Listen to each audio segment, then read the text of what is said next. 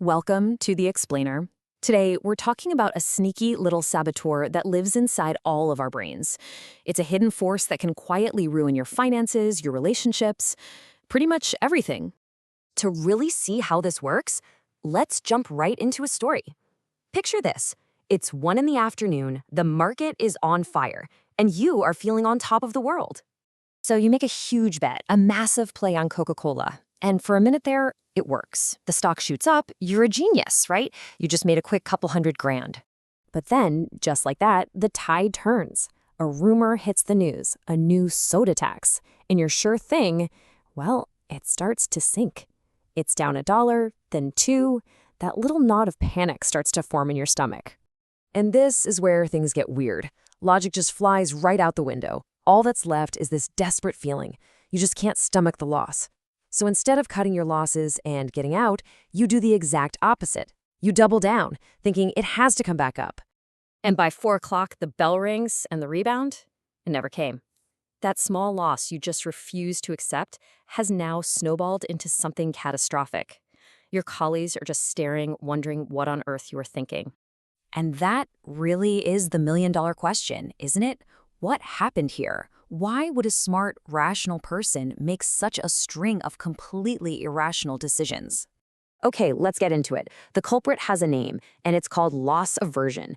It's a powerful bias where, psychologically, the pain of losing something feels about twice as strong as the pleasure of gaining that exact same thing. It's this invisible force constantly pushing you to avoid losing at all costs. And I'm not just making that number up. Researchers have actually measured it 2 times. That's how much more it stings to lose $100 than it feels good to find $100. It's a completely lopsided emotional game we're all playing. And this graph just illustrates it perfectly. Okay, so look at that middle point, right? That's your baseline. Move to the right into gains, and you see a nice, steady curve up. You're feeling pretty good. But now look what happens when you move to the left, into losses. Whoa. It's not a gentle slope, is it? It's a cliff. That line drops so much faster, which just shows how much more a small loss actually hurts us. Psychologists Daniel Kahneman and Amos Tversky, absolute legends in this field, proved this with a fascinating experiment. They offered people a choice. Option A, a sure thing. You get $3,000 guaranteed. Option B, an 80% chance to win $4,000. And what happened? A whopping 80% of people took the sure thing. Turns out, when we're talking about gains, we tend to play it safe. But now, watch what happens when they just flip the script. Now, it's about losses. Option A, you are guaranteed to lose $3,000. Ouch.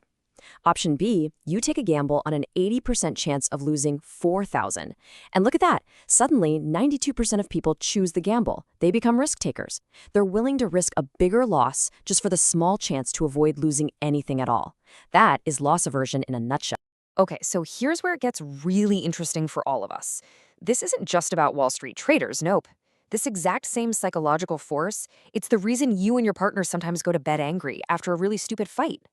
So, let's open our first case file, the never-ending fight.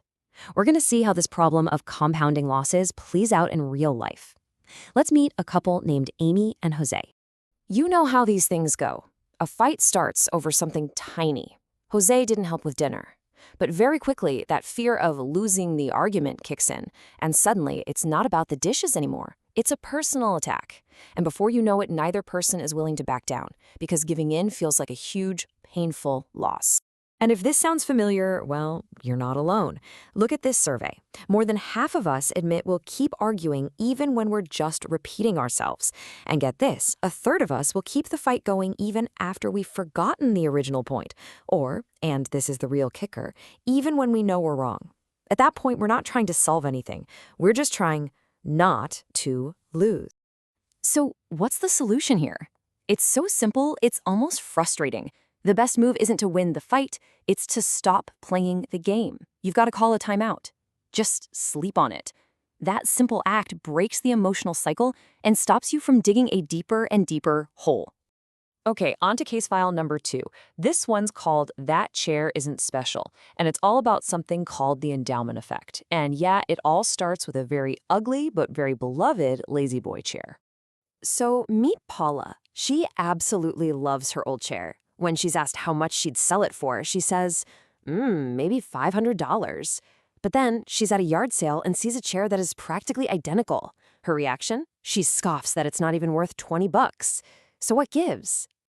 Well, this is a classic example of the endowment effect. Basically, it means we put a crazy high value on stuff we own just because. Well, because it's ours. The moment something becomes mine, the idea of losing it feels so much more painful, so we jack up the price in our heads. So how do you fight this? You have to reframe the choice. You have to change the story you're telling yourself. Stop focusing on what you're losing. I'm losing my chair. And start focusing on what you're gaining. A happy home, a less cluttered room, a partner who isn't annoyed all the time. All right, our final case file. Let's talk about the honeymoon trap. We'll meet Rob and Ellen. They've been married for a few years, they have 2 kids, and they just feel like the magic is gone. Their problem is that they're constantly comparing their life now to the absolute peak of their relationship. You know, that crazy, intense, can't get enough of each other phase that psychologists call limerence. And because that honeymoon period is their mental starting point, everything that comes after feels like a step down. It feels like a loss, even when their life is actually pretty great. This is what's known as status quo bias. We get anchored to some past version of reality and judge everything against it. But just look at this table. Is trading late nights dancing for takeout on the couch really a loss when you also trade French bulldogs for 2 beautiful children? Of course not. It's not worse, it's just a new status quo. The problem is our brains are wired to feel the pain of losing the old way more than we feel the joy of gaining the new one. So, let's put it all together. How do you actually win against this hidden saboteur? Well, let's recap. For Amy and Jose in that fight, the answer is to sleep on it. Just interrupt the cycle. For Paula and her chair, it's all about the reframe. Focus on the gain, not the loss. And for Rob and Ellen, caught in that honeymoon trap, it's about making active decisions, consciously resetting your expectations to today's reality and appreciating what you have now. Here's the bottom line. Understanding loss aversion is like getting a superpower. It lets you see these emotional traps before you step in them. So I'll leave you with the question on the screen. What small loss are you so desperately trying to avoid that's actually costing you a much, much bigger win? Is it the loss of being right in an argument, the loss of some old thing you don't even need, or the loss of a past that, let's be honest, probably wasn't as perfect as you remember it? Because the secret to winning isn't avoiding every loss. It's knowing which ones are worth accepting to gain something far more valuable.